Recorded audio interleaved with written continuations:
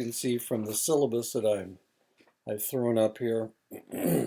It's a new class, kind of new class for me. It was being taught by someone else, and now I get to teach it this semester. I may not get to teach it again, but hey, I'm teaching it this semester. Your textbooks, I have copies of your textbooks. They're ebooks, and you will get them for free. We will get into that later. Um, Everybody gets a book, and there's a book for everybody, and everybody gets a book. So we won't worry about that until later. Anyway, okay. So this is educational psychology. The semester is fall of 2024. That this is me, Dr. Bruce Bradway. I live in Lost Nation, Iowa. That's where I am right now. Since I'm teaching this online, then I can stay here. I don't have to come back down to the Saley campus. This is my telephone number, 563-503-0524. That's my cell phone if you need to get a hold of me. I have Zoom hours every day of the week except for Friday, Saturday, and Sunday. Monday and Tuesday are in the afternoon at 3 to 5 your time, Mountain Time, and on Wednesday and Thursday it's 8 to 10. Now, I'm not in Mountain Time. I'm in Iowa. And Iowa is Central Time, so I'm an hour ahead of you. So my Zoom hours start 4 to 6, or from 4 to 6. They're 3 to 5 where you are. And from 9 to 11. And where you are, it's 8 to 10. This is the permanent Zoom number that I have established. I don't know if that's the way you were supposed to do it, but I've had this number for about 4 years, ever since COVID. If you need to get a hold of me, this is my email address. We are starting Canvas this year, so that it's a lot different.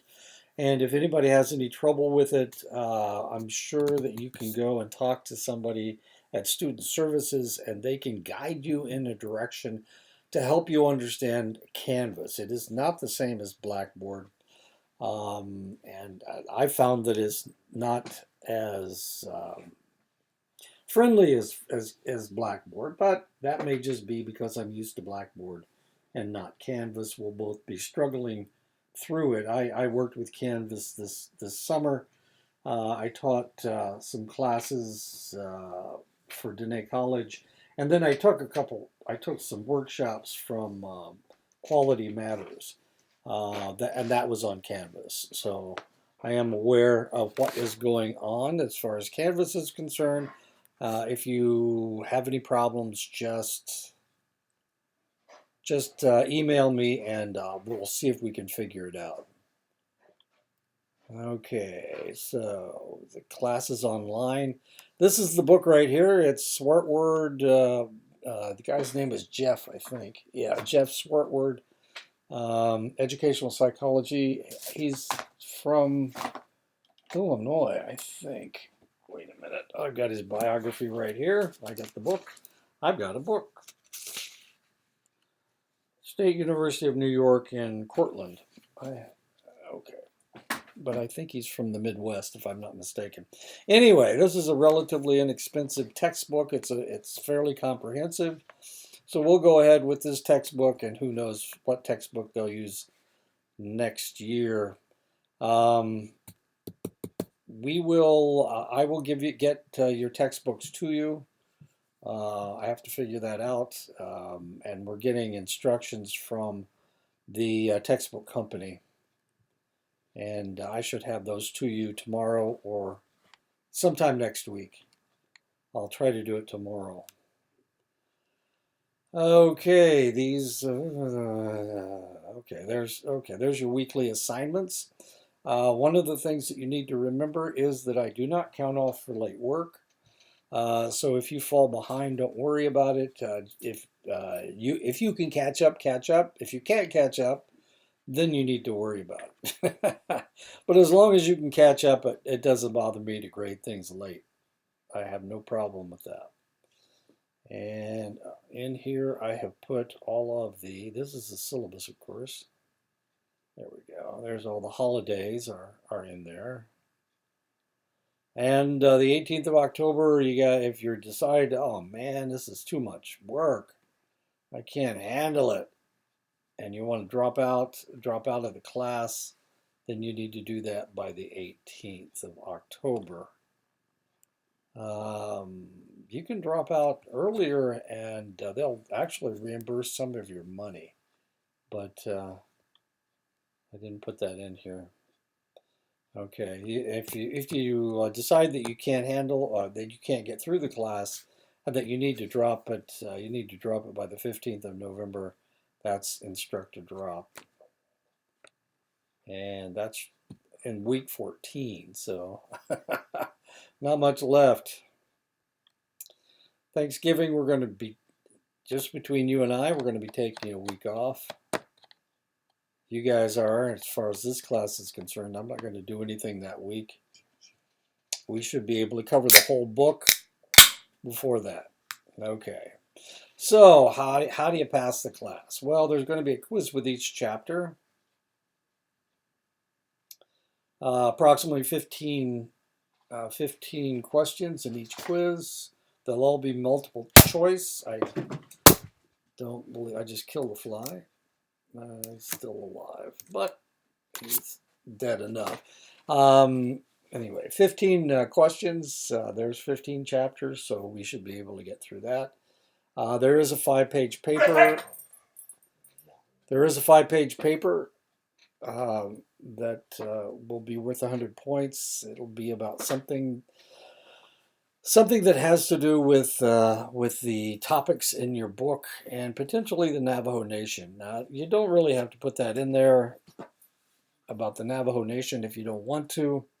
But if I were you, I would be thinking about how can I improve the education on the Navajo Nation. That's what I would be thinking about. And what else do we have here? Discussion questions. And the discussion questions will actually ask you questions about what's going on the Navajo Nation. And if we add all that up, it's 475 points. So there you go. Everybody's got an A so far. Okay, your paper, this famous 5-page paper, I'm talking about 5 pages of text.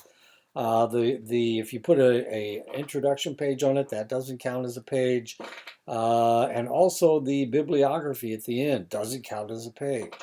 I want 5 pages of text.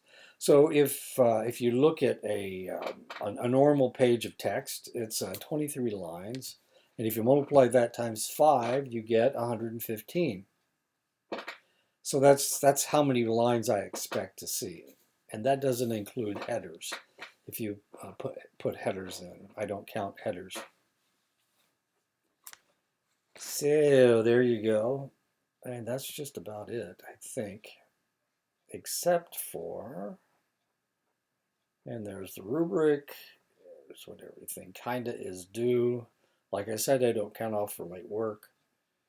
So don't panic if you missed a due date. There are actually no due dates. The only reason I put them in the syllabus is for those of you who like to try to keep up with things. This is kind of balances it out through the week, through the year, a semester. Sorry.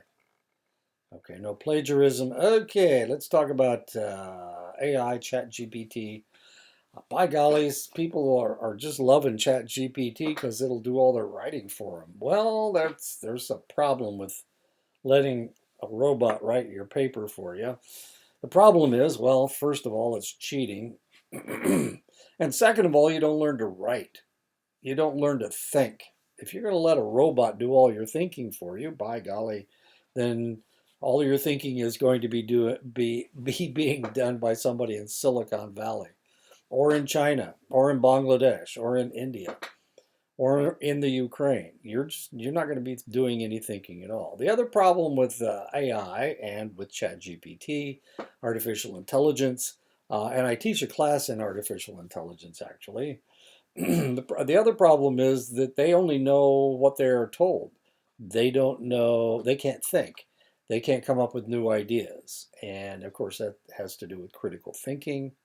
And they also just take uh, all the information that they can get, and they kind of average it out, and whatever is the most is the loudest, that's what they espouse, that's what they talk about. So if that's what you want, well, do it in another class, because you're not going to do it in my class. I would rather you didn't do it in my class. I feel that you're selling yourself short if you don't write your own paper. And it won't work with, it certainly won't work with your discussion questions, because your discussion questions have to do with the Navajo Nation, and I can assure you that ChatGPT knows absolutely nothing about the Navajo Nation. We were in a class the other day, and the instructor was talking about how wonderful AI is. And so he decided to write a poem, a limerick in Navajo. And he did, and people translated it, and they said that's not what that means. That doesn't mean anything at all.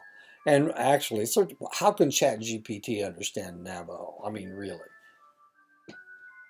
Anyway, that's my point. My point is that they don't understand you guys, and nobody understands who they are anyway. So there you go. Okay, we won't worry about that. There you go. That's the syllabus. So how do you pass? Well, how do you pass? Well, you take either a quiz with every chapter. Whoops, did I miss it? Yeah, there it is. Take a quiz with every chapter. You write your 5-page paper, and you do your discussions, and that's it. That's all there is to it. I'm a fairly liberal grader. I'm not looking for right answers, because there are no right answers. We're talking about education. Education is constantly evolving. And that's one of the things we're going to be talking about today. Actually, we're going to be talking about that all semester. It's constantly evolving. So what was true last week may not be true next week. And it certainly is being debated right now. Now, that's critical thinking. And if you listen to what everybody is saying, all of a sudden we've got parents that are trying to take over schools. Now that's fine if they had the knowledge to do that, but a lot of them, they just have their point of view, and they think that point of view, everybody should have that point of view. So what they're doing is forcing their own point of view on everybody else. I'm not exactly sure how good that is. I would say it's not. So let's go ahead and get started on chapter 1, teaching interdisciplinary connections. And of course, she is a teacher, and she's chewing on her pencil because she's having a hard time with her lesson plans. There we go. Okay. So let's see if we can help her out a little bit. The American Psychological Association, that's the APA, the famous APA that tells you how to write your references and your citations. It's got a famous book that gives you all that information. The APA 7th edition, we're using the 7th edition. The American Psychological Association defines educational psychology as applying theories of human development to the understanding of individual learning and how it informs the instructional process. Now, the interesting thing about the APA has lots of different departments, and educational psychology, of course, is one of them. Clinical psychology is another. They have a department that handles indigenous people. They've got all kinds of departments anyway. Different ways of looking at things. Forensic psychology is another. It's important because it emphasizes a concern with best practices in teaching and a focus on how this translates into student learning.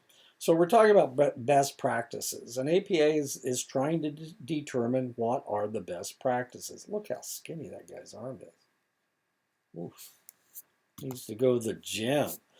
2 key factors impacting a successful learning environment. From the teacher's side of the desk, We can think about all the techniques and tools teachers use to promote learning. Teachers need to be concerned with their lesson plans and how they're going to convey concepts. They need to consider what instructional levels are appropriate for the students in the class. They also need to make decisions about what supports, for example, technology, activities, materials, etc., could be used to further the educational objectives for the day. And that's the reason they were talking to us about AI. They're trying to get us to integrate artificial intelligence into our classes. And of course, since I've been teaching artificial intelligence for the last 4 or 5 years, I understand that what artificial intelligence actually is. It sounds like a really good idea. You just tell Siri something and Siri does whatever you tell her to do. That's a wonderful thing. That sounds really, really wonderful until you're trying to get Siri to write all your papers for you and to make decisions for you. Siri can't do that. She certainly can't. All these things are important and will have a dramatic impact on the way that learning occurs. So we need to understand technology, we need to understand what activities we can use and what materials might potentially be needed. My daughter is a teacher, my son was a teacher, now he's working with cybersecurity. But my daughter has to buy her own materials from time to time. And of course, it gets kind of expensive. She teaches in the sciences. She'll be teaching physics this semester. Poor thing. She had to take physics classes this summer because she only had 12 hours or something, and she needed 6 more in order to be able to teach. So she had to take 2 physics classes. And one of the classes she could work ahead, and she was fine with that because she's that kind of a person. She likes to work ahead. But the other class, she was going slow like the instructor was. And if you're one of those I like to work ahead people, and you're taking this educational psychology class, I'm sorry, but I'm putting these lectures together every week. So that's as fast as I can go. I'd like to get ahead, but next week is a 60-page chapter, and I have a feeling it's going to be a long haul from Monday to Friday of next week. It is also just as important to consider the student's side of the desk. From their perspective, what factors impact learning, things like motivation, organization, intellectual ability, the individual background influence educational progress. Their background does. Teachers who are knowledgeable about how both sides of the desk factor into the educational equation are in the best position to create successful educational environments. And there you go.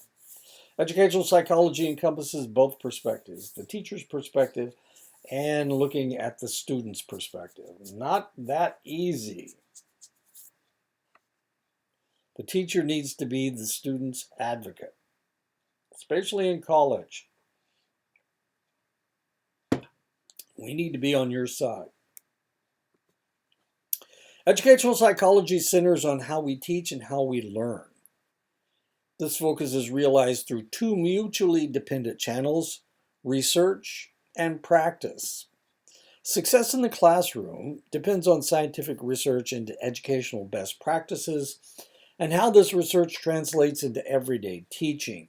Researchers conduct scientific investigations into teaching practices and learning issues, resulting in a sound knowledge base and practical skills.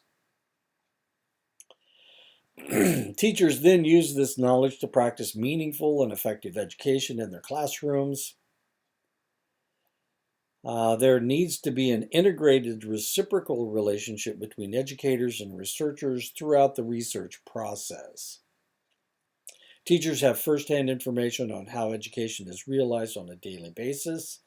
Combine this with the education and advanced research methods training of the educational researcher, and we place ourselves in the best position to produce useful information on educational best practices. And that's what we're hoping for, educational best practices. The interplay between research and actual practice is an important part of how we educate, and the field of educational psychology provides critical information on how to create productive exchanges. Got another one.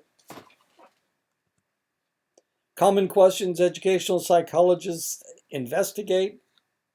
Oh, my eye itches. Wait a second. What motivates students? Why are some people better students than others? How should reading, writing, or arithmetic be taught? Is it better to study alone or in a group? What makes a good teacher? How can technology be used to support learning? Are tests really fair? What are good ways to study? When introducing new information, how much does time of the day influence retention? How much does culture impact a person's processing of new ideas? What effect does age have on a person's ability to develop new skills such as language? What differences are there between in-person learning and remote learning using technology? How does the choice of a media platform make a difference in learning? Now, the reality is we talk about these things like, well, it's 100% this way or it's 100% that way. You know, we've been arguing about online instruction for a long time.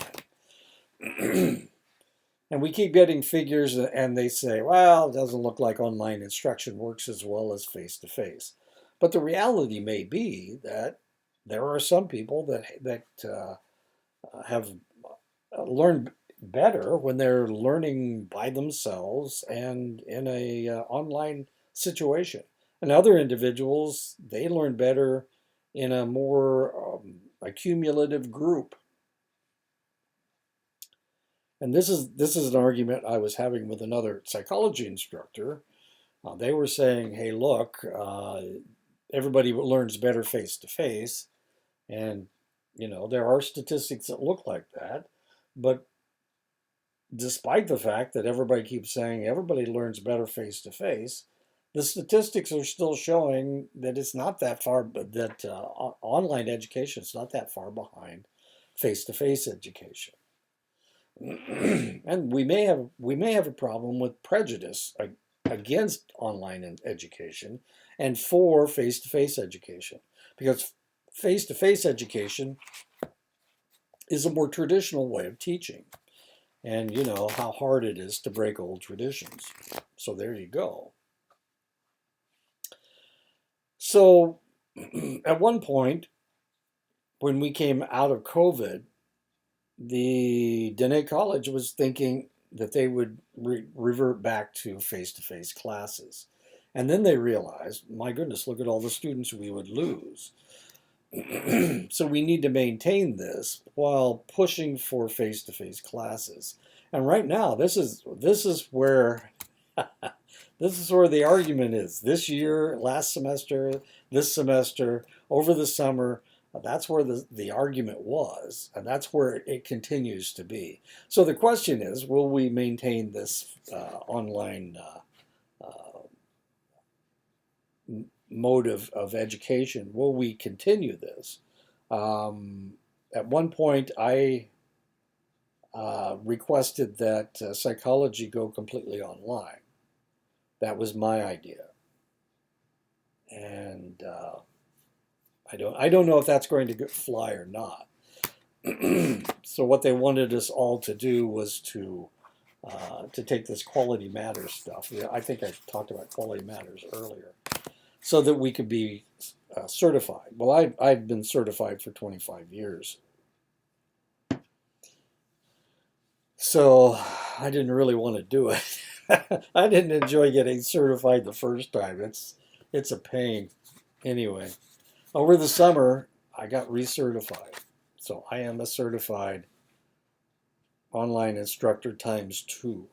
One through Quality Matters and the other through Walden Institute. Not that that's important. Okay, so let's go ahead and get started. Let's continue with educational psychology. The interaction between educational research and actual educational practice is critical. Important research discoveries are of little use if they do not make their way into the classroom practice. And this gets a little weird because I grew up in a place where they had a teacher's college. The local college was a teacher's college. So anytime they had a new technique in this or that or the other, they would try it out in an exploratory school, which was attached to the university. And then if it worked there, then they would bring it out into the county schools. And I was in one of those county schools. So a lot of our teachers were relatively new teachers that had really never not been in any classrooms except for the experimental school. And so they were trying out new practices with us. And sometimes they worked at the experimental school, but they didn't work in actual practice. um, and they had a lot of reasons and a lot of excuses as to why this worked here and didn't work there. But it's really kind of curious. So I grew up with these experimental classes and whatnot. We had a textbook. The one that I remember the most is that we had a traditional textbook, and then they came out with a new textbook where they taught Latin in a different way. And we were the guinea pigs, lucky us, and we got the new textbook, and the new textbook was terrible. It was just terrible. And now I understand why it was so bad. But at that time, they were teaching, what they wanted to do was teach us sentences. Well, if you don't know the words, then the sentences don't make a lot of sense. But they wanted to teach us a sentence construction first, and then they were going to teach us, then we were going to accumulate the words. Well, the problem was that the dictionary in the back of the book was just terrible. There's a lot of Latin words, and you couldn't always look them up. And we had a traditional teacher. She was the only person that could actually teach Latin. And she tried. She tried as hard as she could, but it was kind of interesting. Didn't work very well. If classroom practitioners do not communicate effectively with researchers, scientific investigations may move in directions having little relevance to real-life educational settings. This issue is becoming increasingly important in today's political and social climate as parents and teachers across the nation demand higher standards and a greater accountability in education. This is going to get ugly. Education is going to get ugly in the next 10 or 15 years. And if a certain party takes over in the White House, I can assure you things are going to get real iffy real quick, because what they want to happen, they want to defund the public schools, and they want to put the money into vouchers so people can go to private schools. Problem is, private schools don't have the same criteria that the public schools do. In other words, public schools have to follow the Department of Education. Private schools don't. There are some aspects of private schools they can do whatever they want to do, including let you into their classroom. They don't have to do that if they're a private school. Public schools have to take everybody. So we may be looking at a elite education in the future, and that's what we're talking about with political and social climate. And yes, they are cracking down on the high. They want higher standards, but at the same time, they want higher standards for the public schools, so that the kids will have to go to private schools. It's getting really interesting. The hope is that by using scientific research to develop best teaching practices, we will foster greater academic achievement. But we're going to see something in just a second. So over the last 47 years, we've been trying to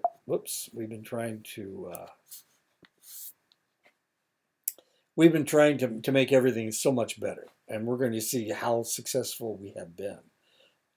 Federal and state offices have committed significant resources to raise academic achievement over the years. Despite these efforts, achievement has not dramatically increased over the last 40 years. Some have argued that a renewed focus on instructional practices directly supported by research is needed to address the issue. And the question is, will this work? And we have tried this and it hasn't worked in the past. Will it work in the future? That's the question. Okay, these are the average reading scores from 1973 to 2020. And as you can see, it started out at 255 in 1971. This is the year I graduated from college. And here we are in 2020, and it's 5 points higher. So as we can see, it hasn't gone down, but it certainly hasn't gone up very much. This is for 13-year-olds, and this is for 9-year-olds. Started out at 208 in 1971, and it's 2020 in 2020. 220 in 2020. So that's a 12-point difference here, and that's a 5-point difference here. So is it working? Well, whatever we've done over the years, and we've changed things from time to time. No, it hasn't been that much of a change. At least it's not going down. And here's the math scores. For 13-year-olds, it's gone up 14 points. For 9-year-olds, it's gone up 22 points. Yeah, 22 points. It hasn't gone up very much. Despite all the work that we've done, despite all the scientific research that we've done, something's going on. The most significant driving force for educational change comes from the Every Student Succeeds Act. And that was signed into law in 2015 by President Barack Obama. This legislation reauthorized public funding for primary and secondary education. It also continued to focus on using research-supported educational interventions. Whereas public funding, okay, here you go. That's the most important thing. It was talking about public schools. And then, of course, after Obama, came Donald Trump in 2016, and he was pushing for private schools and vouchers. He was trying to defund the public schools, as curious as that is. This means educational practices must meet more rigorous validation standards for effectiveness before they are implemented as reform efforts. To address this issue, the ESSA mandates rigorous methodological standards for educational research used in instructional reform. And so one of the things that the ESSA did was give you standards for educational research. Research can be done a lot of different ways. But the ESSA made it standard as to what practices were acceptable. And so we're going to go over some of them right now. Experimental research describes a set of procedures used in science to infer that one event leads to or causes another. Experimental procedures are extremely valuable when evaluating educational practices. The basic approach in experimental research simply involves changing some aspect of the environment and recording the resulting changes. Using this method, a researcher establishes whether there is a causal relation between the change made by the researcher and the subsequent outcome. Manipulation refers to changes the researcher makes to the environment. At the most basic level, an experiment consists of manipulating a variable in one group of people compared to another group not receiving the manipulation. The group that's being manipulated, or the group that is getting the manipulated variable, that's the experimental group. And the group that isn't getting the manipulated variable is the control group. The manipulated variable is referred to as the independent variable. The thing that you're measuring is known as the dependent variable. Now this gets really kind of interesting. When I did my own research, I wasn't doing educational research. I was doing social research, and I had several independent variables, and they theoretically were what I was manipulating. But since this was a survey, I wasn't manipulating anything actually. But my independent variables, I was looking at resilience. So resilience was my measured variable, and my independent variables were age, gender, education, trauma, level of trauma, and cultural awareness. Those were my 5 independent variables. So I measured those in individuals and also their resilience level to see which of those independent variables affected the resilience level. So those 5 factors were the independent variable. They weren't manipulated in my case, but they were the ones that would have been manipulated had it been an experimental research. And the dependent variable in my case was resilience. Many experiments involve an experimental group that receives the independent variable and a control group that doesn't receive the independent variable. In order for the experiment results to be applicable to a more general population, the researcher needs to assign participants to his experimental and control groups randomly, and this is known as random sampling. And the more random it is, then the more you can generalize it to a larger population.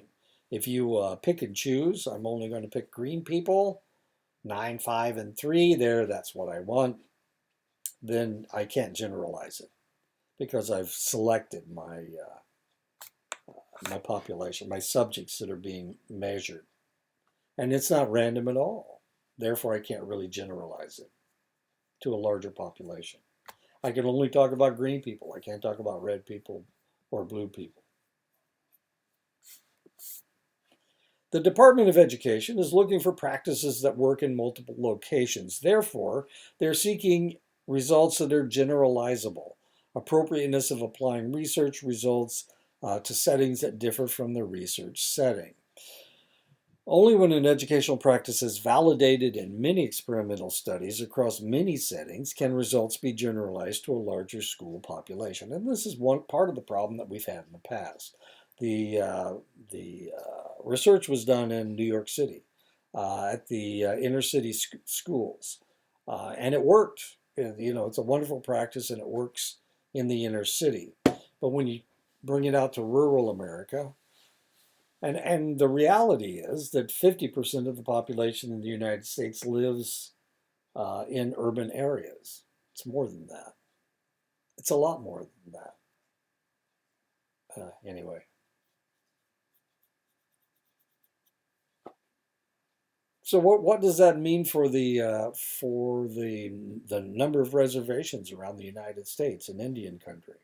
What does that mean? That means that the educational practices that we are potentially getting for the reservations come from studies that were done in Philadelphia, New York, Washington, D.C., Boston, Richmond, Virginia, Baltimore, Maryland, Chicago, Los Angeles. Works in Los Angeles, works in Chicago, works in New York, doesn't work in rural America. So what we're looking for is practices that are actually generalizable.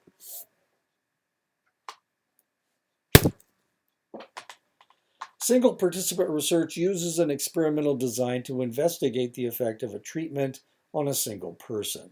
Often it is difficult to implement a given treatment to a large group of participants, so researchers elect to use single participant methodology. The main difference between the experimental approach and a single participant research study is the focus on an individual rather than the average performance of a group of people. And a lot of times this is what's happening. This is what's going on in education anyway. So we have a student with a special problem, and we need to focus on taking care of that problem. So we may do an experiment, we may use a new technique on this individual to see if it works. And that would be a single participant research to see if it works for this select individual. A single participant research design can take many forms, but there is a basic idea inherent in the approach. The goal is to alternate recording behavior while a participant is receiving a treatment with a recording of the same behavior at a separate time when the treatment is not present. Baseline refers to the time when the participant responses are recorded in the absence of a treatment. So the first thing you'll do is you'll do a baseline. So you'll test them. Let's say you're testing their reading skills before you give them a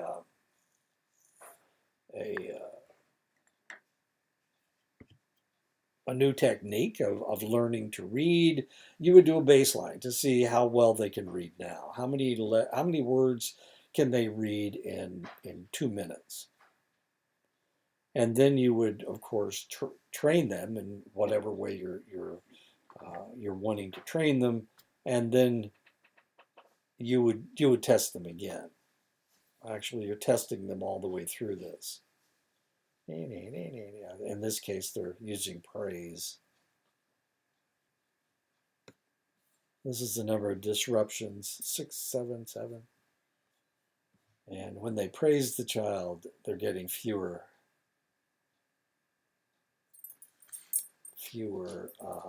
disruptions. The ABAB single participant design begins with recording a baseline. This baseline is a record of the behavior of interest in the natural, ongoing environment. After recording the baseline, the researcher introduces the treatment and again records the behavior of interest. The goal is to see if the treatment changes the behavior of interest.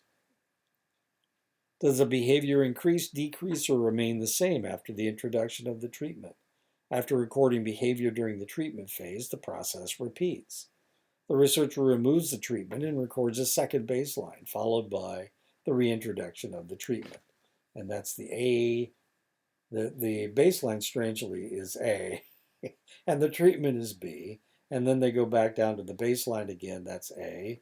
And then they have another treatment, that's B. ABAB, single participant design.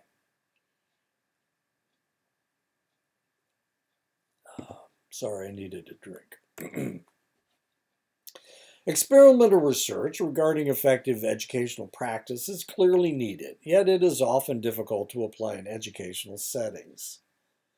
Classrooms are not created using random assignment, and treatments are often difficult to implement for only some of the students within a class. Single participant reversal designs are not always possible. Once a task is learned, it may be impossible to return to a pre-learning state to record a second baseline. And this makes it very difficult to do experiments in the classroom. Educational researchers often turn to descriptive methods. Descriptive research methods accurately describe a behavior or environmental condition of interest. An important distinction between experimental and research is that descriptive research does not support the formation of causal inferences.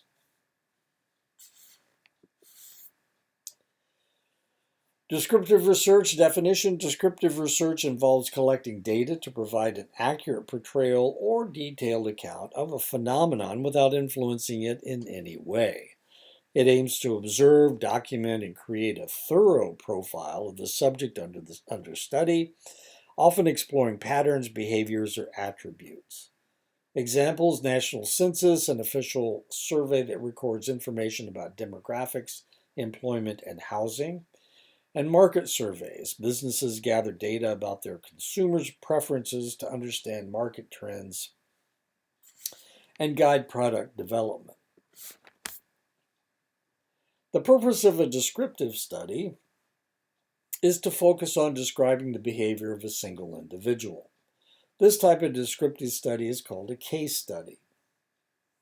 A case study is the intensive description of a single individual or unified cohort. Case studies are important sources of information and often raise questions that are further investigated using experimental methodologies. And this happened with an individual by the name of Jeannie. One often cited descriptive case study involved a girl named Jeannie. This was not her real name, but the name used in research reports. Jeannie was a young girl discovered at age of 13. She was a victim of long-standing abuse from her parents. Her father suffered from mental and emotional problems, and her mother, 20 years younger than her father, was partially blind from cataracts and a detached retina. Believing Jeannie was cognitively disabled, her father decided to keep her confined in a small room with very little human contact. She was physically abused whenever she would speak and typically was restrained to prevent even the most basic movements. Her mother, also the victim of her husband's abuse, and did little to oppose him. And then she was discovered at age 13. The story of Jeannie made national headlines when she was discovered in 1970. After receiving treatment for malnutrition, Jeannie became the subject of intense scientific scrutiny. History has documented few children who were raised with little human intervention. Scientists call these children feral children. After stabilizing Jeannie's health, scientists began an in-depth case study of her life and abilities.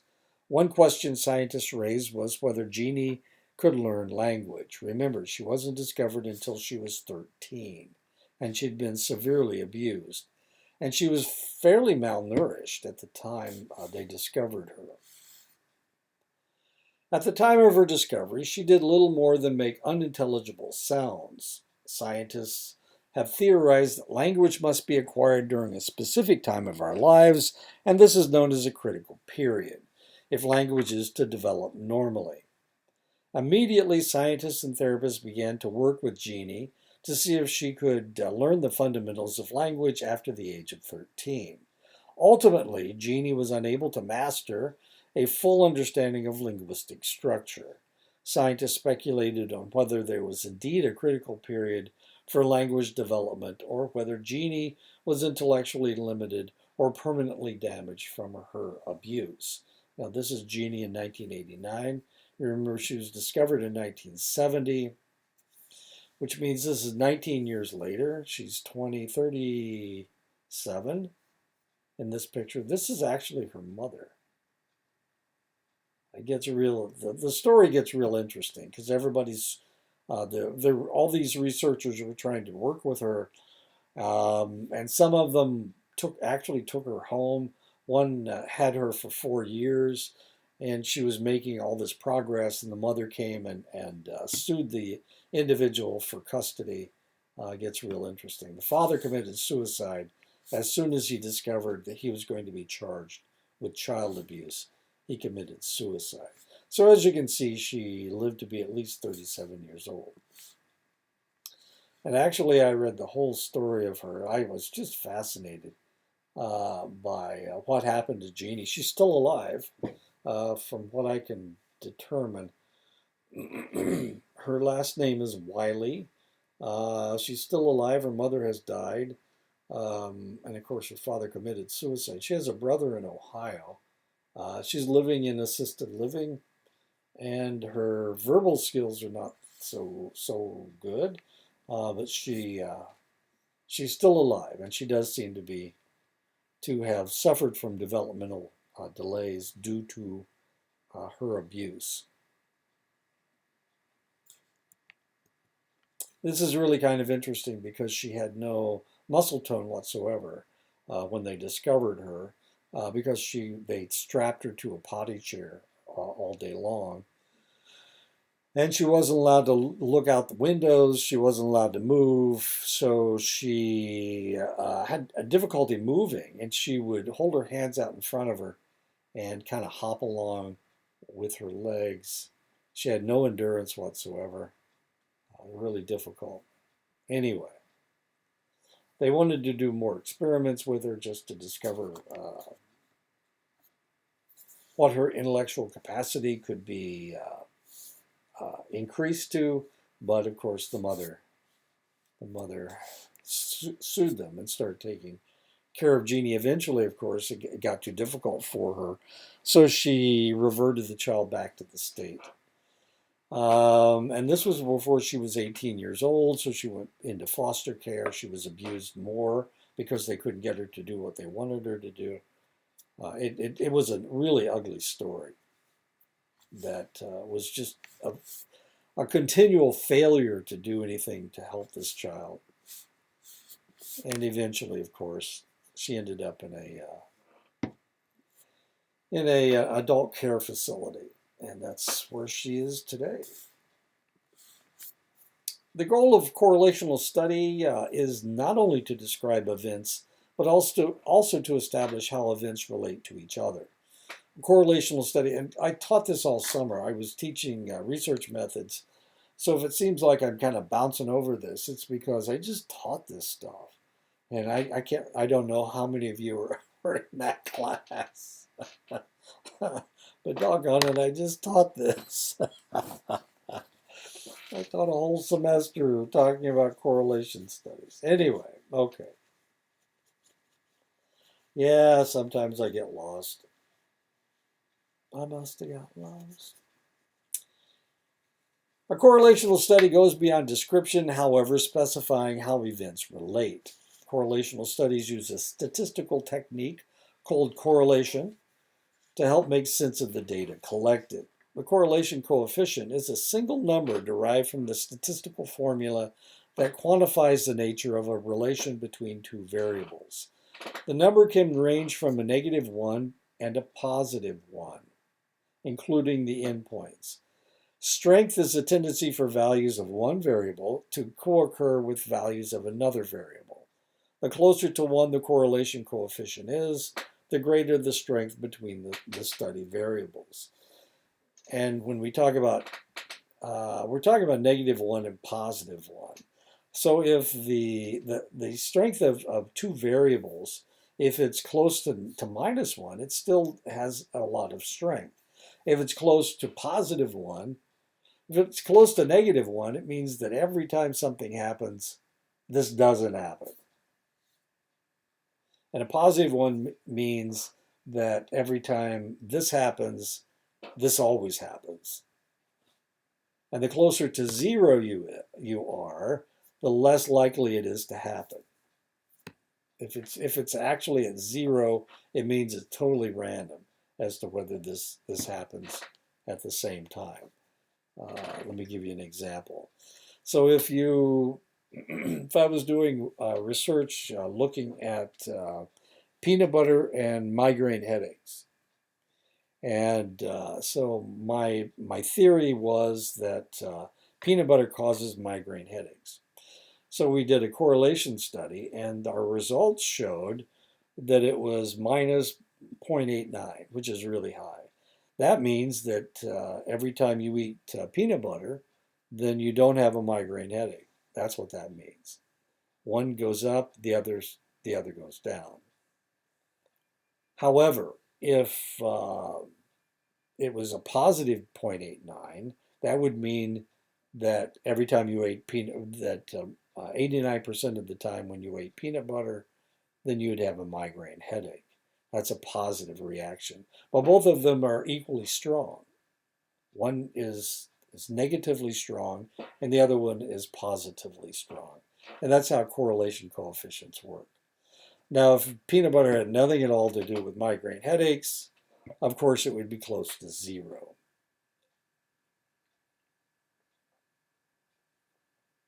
So curiously, I was talking about my own research where I was looking at those 5 variables: age, education, gender, cultural awareness, and trauma.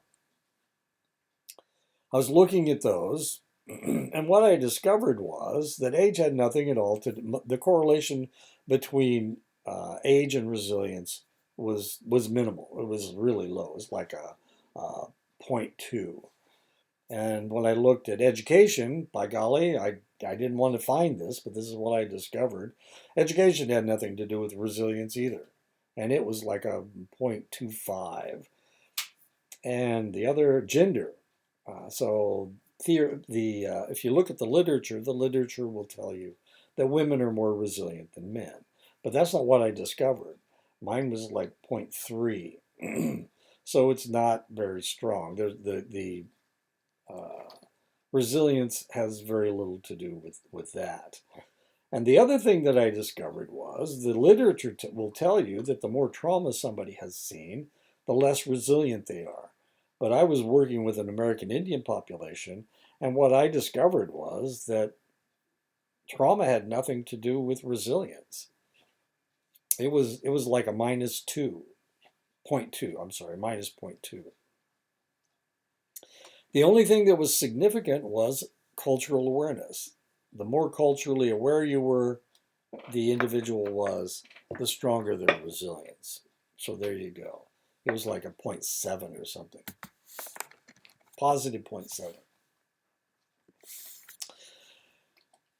Whether the correlation coefficient is positive or negative is, however, an important piece of information. Direction provides an indication of how two variables change in relation to each other. For example, do high scores on one variable tend to associate with low scores on the other variable? And of course, that's what we were just talking about, the peanut butter. The sign of the number positive or negative represents the direction of the correlation value. A positive sign indicates the variables tend to rise or fall together. As the value of one goes up, so does the other. Or if the value of one goes down, so does the other. A negative sign indicates the variables tend to change each other. As one variable goes up in value, the other goes down. And that's what we were talking about as far as peanut butter was concerned. Even though cause and effect cannot be determined using descriptive methods, their contribution to science is no less than other methodologies.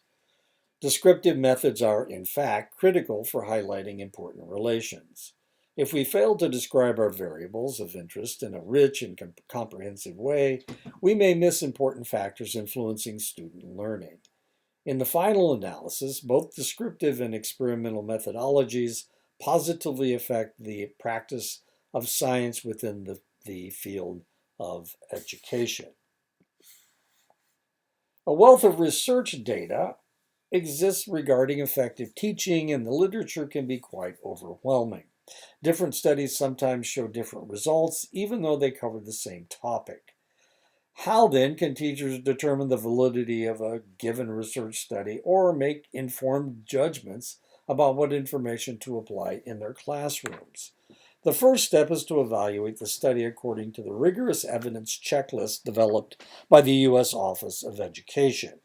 While these standards are a good place to start, and they are indeed rigorous, relatively few studies will make the grade.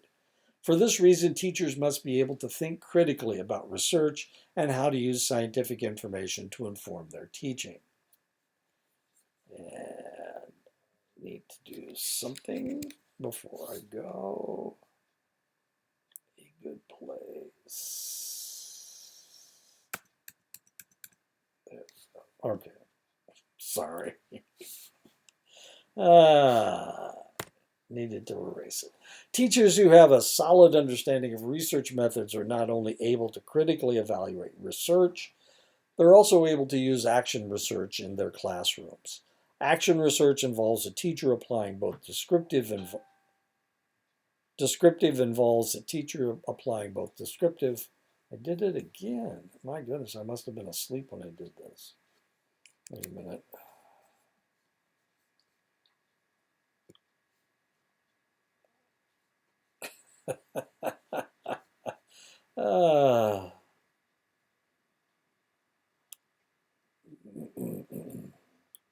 I'll get it.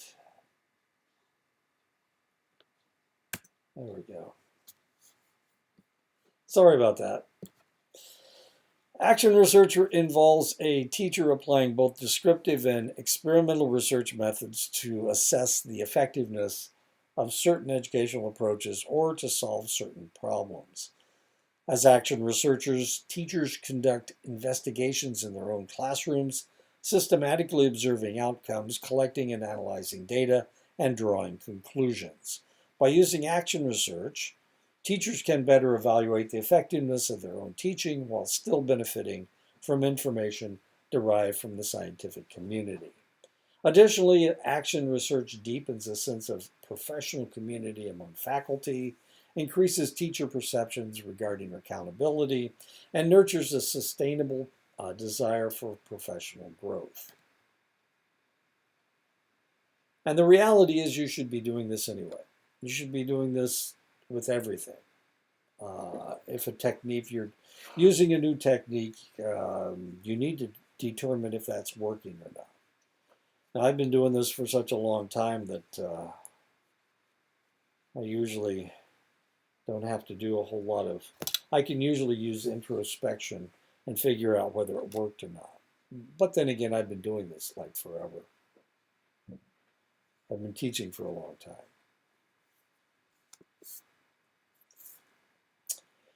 And here we go. This is what you need to do. In general, the process of critically evaluating your own teaching is known as reflective teaching.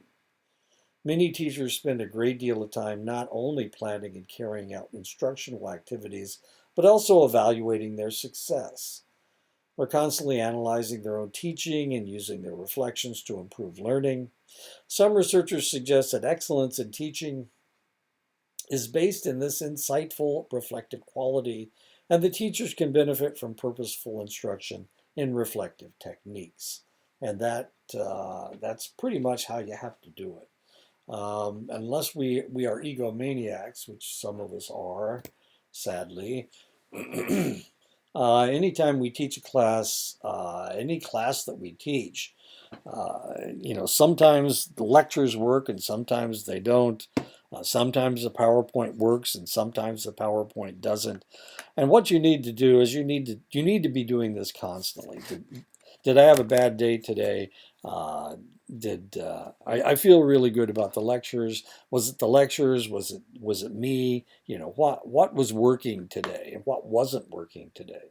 And that's something that we always have to think about as teachers, as instructors.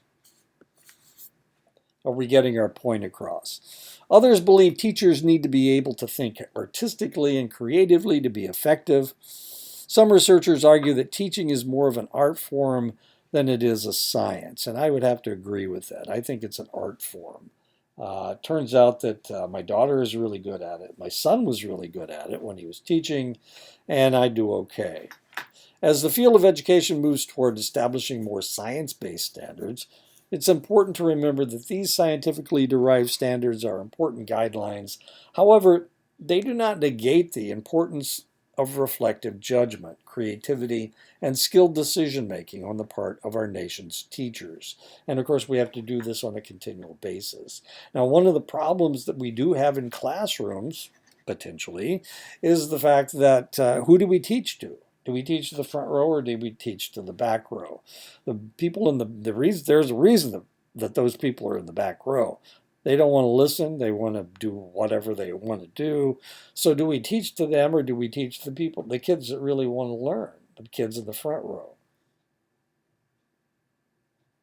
And this can become very controversial as far as the teacher is concerned. Who does she focus on? Can she focus on everybody in the class? That's the question, or he, whichever the case may be. Who do we teach to? Do we teach to the kids that want to learn, or do we teach to the kids that we are trying to force to learn something? And the answer is, the trick is to get everybody to listen. So how do you do that? Well, you make your topic as interesting as you possibly can. Now, educational psychology is not the most fascinating thing in the world. So let's see if I can do this. And one way that I try to do this is with interesting pictures. Not Jeannie. What? What's wrong with that guy's head? With interesting pictures that make you think, I hope, like that one. That's a dictionary, isn't it? Anyway.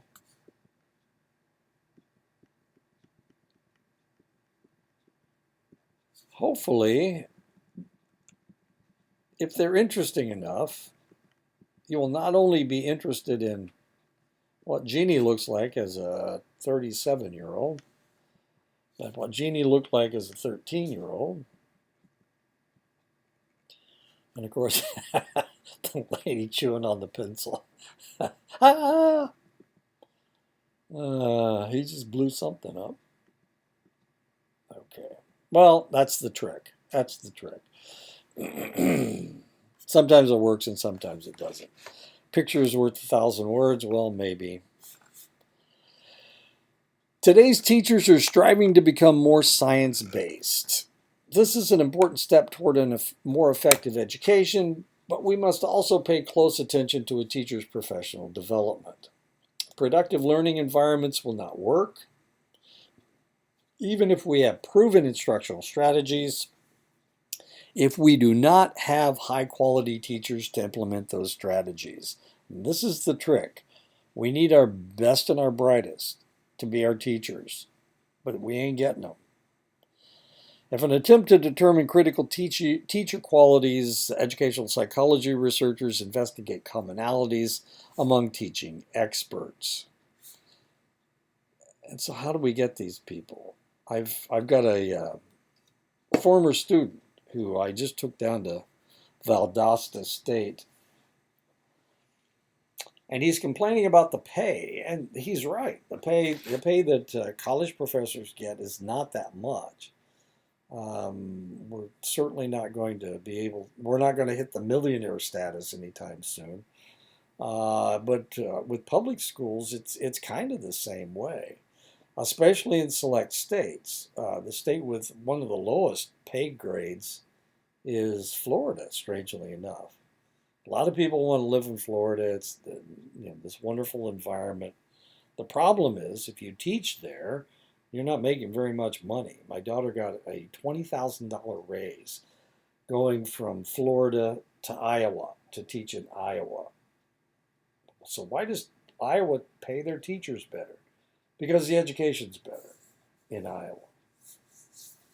And we wanted to bring my grandson up here because the education is that much better. Odd, isn't it? Psychologists have long studied the differences between experts and novices in a variety of domains, such as playing chess or solving physics problems.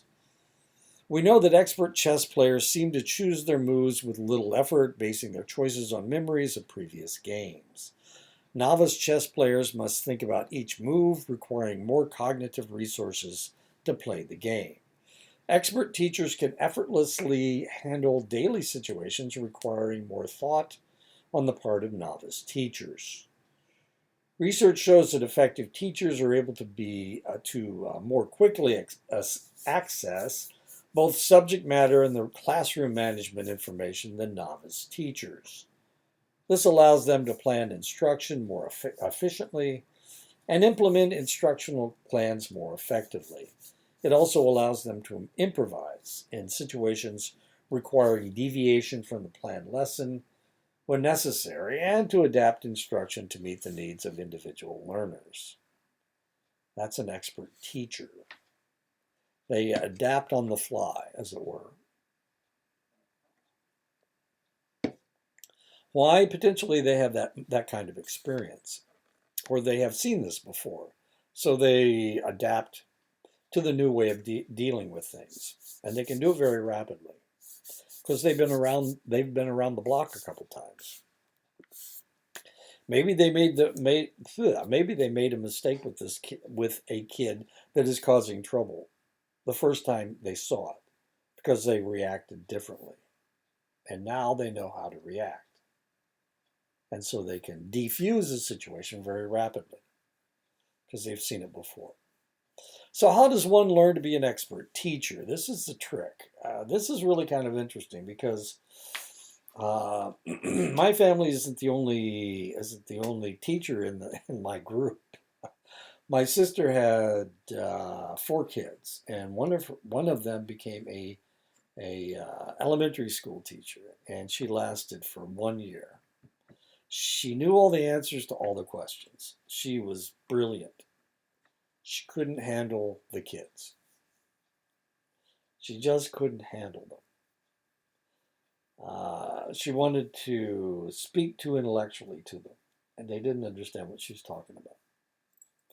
So one of my nieces is a works in a bead shop because, despite the fact she has a bachelor's and a master's degree in education, because she cannot handle children. And luckily, she has none of her own. That didn't sound right, did it? She doesn't have any of her own. She can't. If she can't handle kids in a classroom, how could she handle her own children?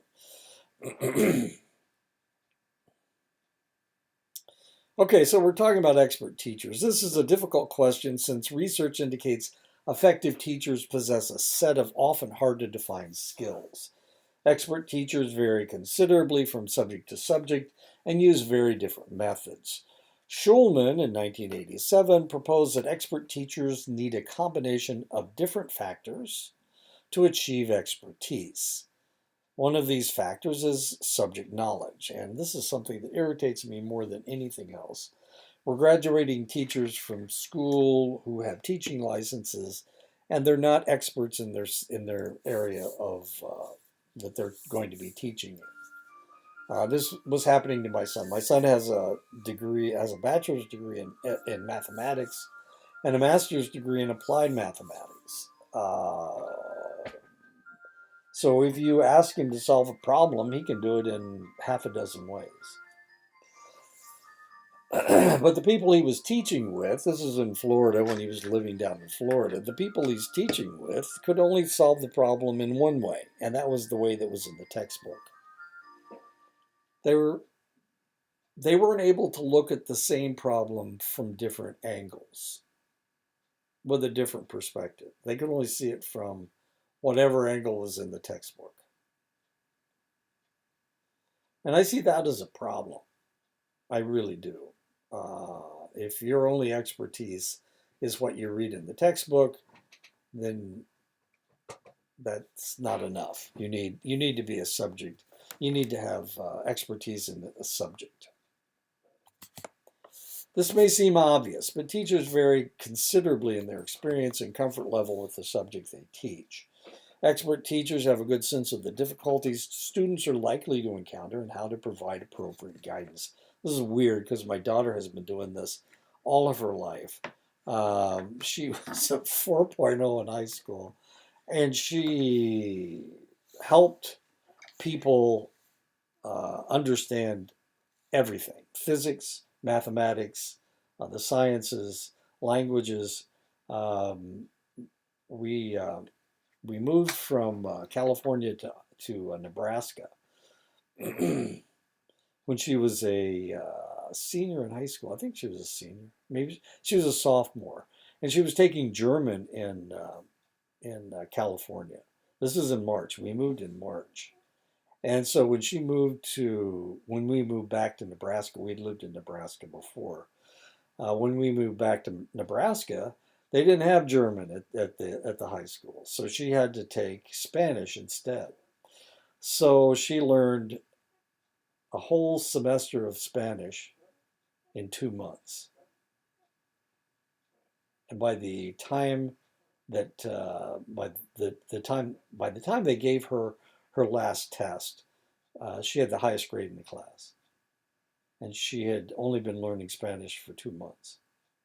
Now, if you know anything about Spanish and German, they don't have anything to do with each other. Spanish is a Romance language, and German is a Germanic language. So they have nothing at all to do with each other. But Roxy learned Spanish in 2 months, March and April. Well, April and May is actually what it was. But she was able to ace the class. What's my point? My point is that she understands why people don't understand. She nursed people through mathematics and physics and all of these other classes because she understands why they don't understand. I know. And that makes her an expert teacher. When she was down in Florida, she won the Golden Apple Award for her school.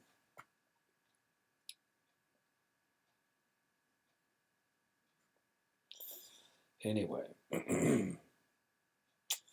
So experts have a good sense of the difficulties students are likely to encounter and how to provide appropriate guidance. That's Roxy. This more complete understanding of the subject allows expert teachers to guide learning in a way that is unavailable to the novice teacher. They can see things from a lot of different perspectives. They understand where you're coming from. If they can understand where you're coming from, they can explain it to you in a way that allows you to understand it better. And that's Roxy. She understands from a lot of different perspectives. Another characteristic expert teachers have in common is an awareness of general teaching strategies. This is sometimes referred to as pedagogical knowledge. This typically includes things like basic classroom organization, behavioral management techniques, motivational approaches, and techniques for evaluation. Expert teachers are proficient with these strategies and have the experience and the judgment to use them appropriately. Expert teachers have an extensive knowledge of how to apply particular techniques in the teaching of their subject matter. This includes knowing specific characteristics of their students and that require a unique tailoring of instruction, such as their cultural background, family situation, emotional development, or intellectual ability level. Once upon a time in education, they were trying to teach people that everybody was the same. They they called it diversity at the time. So when they were talking about these things, they taught you that you didn't have to worry about anybody's cultural background because we were a melting pot in the United States and everybody was trying to be the same. Well, socially, maybe everybody's trying to get along, but no, cultural background, you need to understand somebody's cultural background, need to understand how they're hearing you and what they're listening to when you say something to them.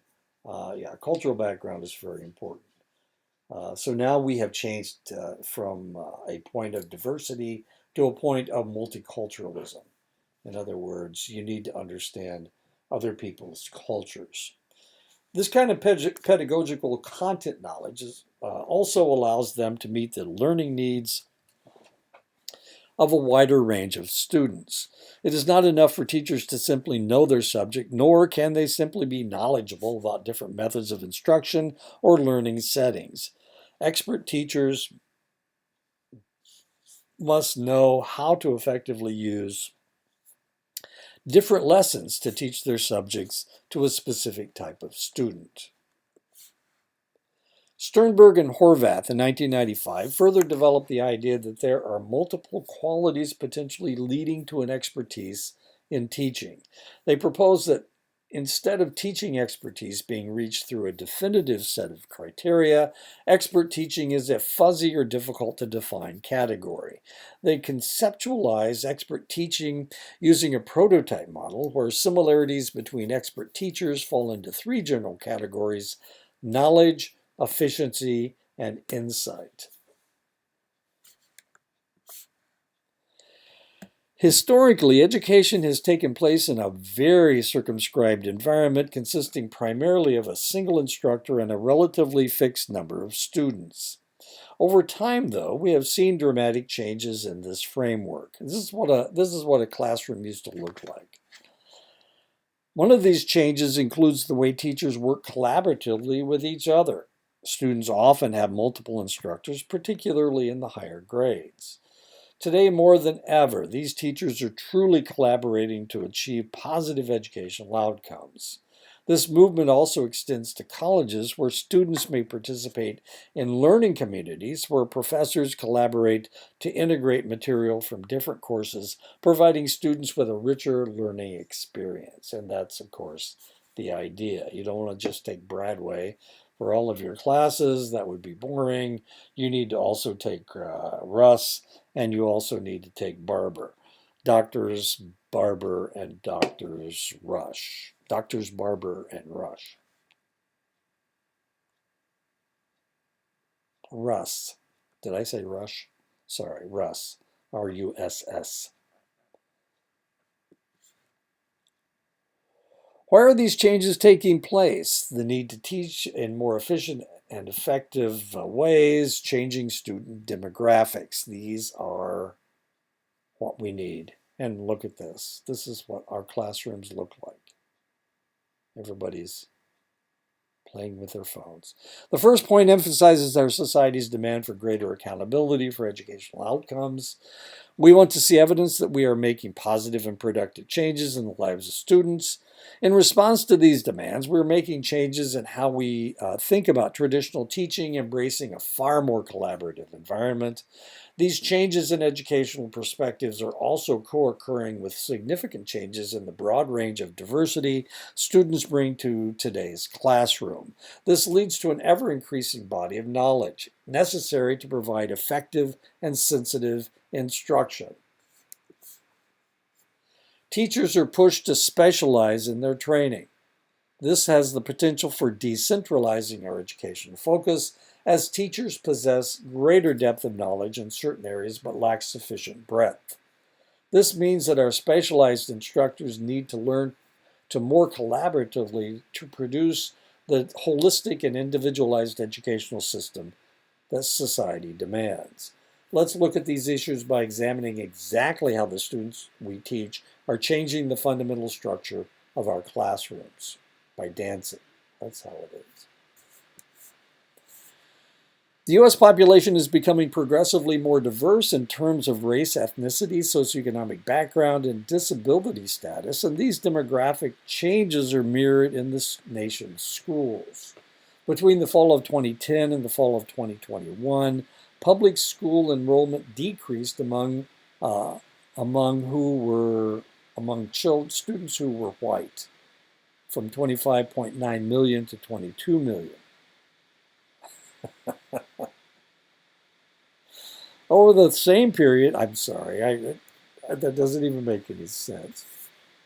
Anyway, the white student population has gone down between 2010 and 2021. It's gone down from 25.9 million to 22 million. Over the same period, students who were black decreased from 7.9 million to 7.4 million. So white students and black students have decreased. Over this time period, we saw increases in students who were Hispanic from 11.4 million to 14.1 million, Asian from 2.3 million to 2.7 million, and students identifying with two or more races from 1.2 million to 2.3 million. Okay, now the beautiful thing about this is I didn't have to change this. Okay, my idea has always been, well, if you're talking about people and we're talking about, and we're identifying them by color, then we need to capitalize that letter. And in some publications you won't see it, but thank goodness the Swartwood has capitalized it, so I don't have to bother with it anymore. Sorry. And if we were talking about indigenous people, we would have to capitalize I. If we were talking about Native Americans, we'd have to capitalize the N. Anyway, that's has been my bugaboo for the last 10 years, trying to change things. Today's teachers are being increasingly challenged to meet the needs of students who show a wide range of individual differences in learning, behavior, and cultural experience. The traditional educational model in one teacher successfully teaching 20 to 30 students is being challenged more frequently as general education teachers are faced with a greater variety of student learning needs. And this happened actually at Diné College. When I first arrived, the largest classroom we had held about close to 20 students. Not quite, it only held 18 actually, and you had to bring in extra chairs. And now, of course, with the online classes, I don't think I have, wait a minute. I'm teaching 6 classes, and 3 of them are over 20 students. Dr. Barber and Dr. Russ Dr. Russ has 3 classes of over 30 students, and Dr. Barber has 1 class of over 30 students. So as you can see, things are changing at Dene College. And of course, any over 20, well, actually, she's got 1 class. I think that's a blended class. Statistics has 30 students. I think it's 31 now, isn't it? Wait a minute. I'm in another page here. Yep. She's got 31 in 240. Both of her 240 classes are over 30 students. There you go. So things have changed from we had instructors at Dene College in 2016 when I first arrived here who refused to have classes of more than 15 students. And these were required classes. And you can imagine what that did to the enrollment at Dene College because people couldn't get the classes. Once those classes filled up, they didn't want to teach any extra classes. Things changed as soon as we started adding the online component. And of course, they didn't want to change the way that they taught. They didn't want to change anything. Everyone didn't want to change the lectures. They didn't want to change anything. Anyway, a lot of those people aren't here anymore. Some of them are. Safran in 1996 assert that in order to effectively meet the needs of all students, teachers must receive knowledgeable training, which includes the atypical student, ways to manage and actually teach a classroom with a vast range of individual differences, changing attitudes and skills about professional collaboration, resources beyond the public schools.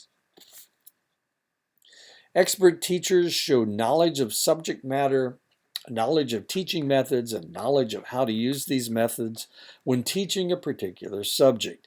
They also show knowledge about how to adapt their teaching for students with different learning needs.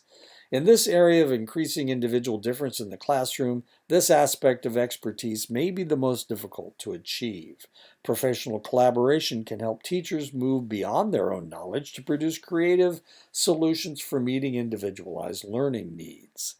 Interdisciplinary collaboration involves the collaboration of educational professionals from a variety of disciplines: education, psychology, social work, medicine, behavior management, etc., to produce learning environments sensitive to individual learning needs. Now, the great thing about me is that I have degrees in 5 different areas. One of them is in English, so I can correct your grammar, and I will. I'll correct your grammar. I have a degree in English, but I also have a degree in medical technology. I also have a degree in political science. Wait a minute. And psychology, of course. I used to teach in social work. So here I cover education, and I've been teaching since, what was my first teaching assignment? When I got out of the service. I got out of the service in 83, and I started teaching in 84. So there you go. I've been teaching since 1984. So, and I used to teach in social work. So, and of course, I worked in medicine for 30 years. Anyway, okay.